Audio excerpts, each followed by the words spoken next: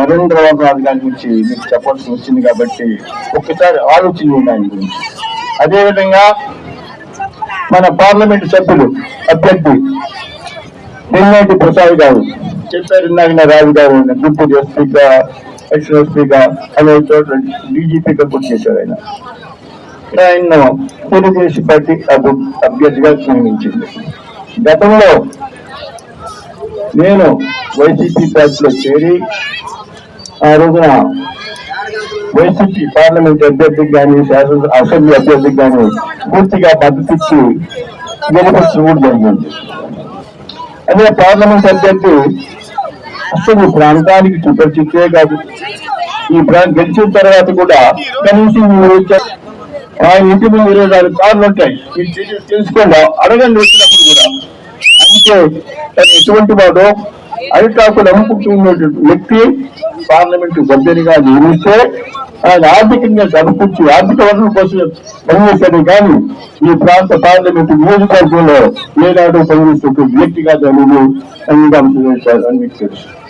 ఇక్కడ మన శాసనసభ్యుడు 10 సంవత్సరాల శాసనసభ్యులుగా ఉన్నాడు. మొట్టమొదటి పర్యాయం నాకు అధికారాన్ని ఏం చేయగలిగినాడు, కానీ ఉపమాతం చెప్పేవాడు. ఆనాటి పోటీ చేసి ఓడిపోయిన అన్న సతీష్ ప్రభాకర్ గారు అంటే ఆయనతో సంప్రదించి నాకు అగ్రికల్చర్ యూనివర్సిటీ మా నాన్నగారి పేరు పెడితే నేను మీ పార్టీలోకి వస్తాను కూడా సంప్రదింపు చేసినట్టు వ్యక్తి కోడాడపతి గారు. అంటే అధికారం ఎటువంటి పోతామని చూసినటువంటి వ్యక్తి ఆర్థిక వల్ల సమకూర్చడం వల్ల మళ్ళా వైసీపీ పార్టీలో జగన్మోహన్ రెడ్డి గారి దగ్గర చేస్తుంది. అనేక ఫిర్యాదు చెప్పాను నేను. అతను అవినీతి పరుడు, అతను అవినీతి తారస్థాయికి వెళ్ళింది, ఒకే సామాజిక వర్గానికి పనిచేస్తున్నాడు. ఎక్కడ చూసినా ఇవాళ చూసే ఉంటారు ఆయన కుమార్తె, ఆయన భార్య, అల్లుడు, కొడుకు, లేకపోతే అన్న కొడుకు వీళ్ళే ప్రచారం చేశారు. కార్యకర్తలు కాదు, వైసీపీ కార్యకర్తలు మాత్రం పనిచేసినా. అంటే కార్యకర్తలు నమ్మే స్థితిలో లేడు. తను ఆర్థిక వనరులు సమకూర్చుకోవడానికి సమకూర్చిన విషయాలన్నీ రాజుగారు చక్కగా వివరించారు. దాని జోలికి నేను పోతున్నా. కానీ మీ అందరూ తెలుసు, ఏమన్నా యాజకులు ఏమైనా అభివృద్ధి చేశారా? చేయలే.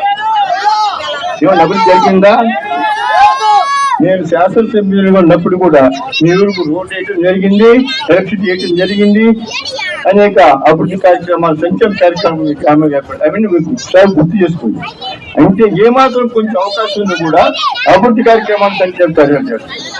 కానీ ఆయన గురించి ఇంకా ఎక్కువ చెప్పుకోవటం అనవసరం. శాసనసభ్యుల గురించి నేనేదన్నా వచ్చి మీ అందరు కూర్చోబెట్టి మీకేం అవసరం, ఏ విధంగా నేను చేస్తాను. ఎక్కడ పొలాలున్నా ఆక్రమించుకోవటం, ఎక్కడ ఏ చిన్న విషయం ఉన్నా ఆ నాయకులతో చేయించుకుంటూ ఆక్రమించుకోవటం, అధికార యంత్రాంగాన్ని దుబ్బట్లో పెట్టుకుని దాన్ని వేసుకుంటున్నట్టు ఇంకా చెప్తాడు ఆయన. అదే విషయం చెప్పు చాలా కావాలి నిలబెట్టడం నాకు ఇష్టం లేదు. మిమ్మల్ని అందరినీ నిలబెట్టి మాట్లాడటం కూడా మాకు ఇష్టం లేదు. అది కూడా ఈసారి మీ గ్రామం వచ్చినప్పుడు వివరంగా చెప్తాను. నేను మన ఒక పర్యాయం వస్తాను, మీ గ్రామం అంతా పర్యటిస్తా.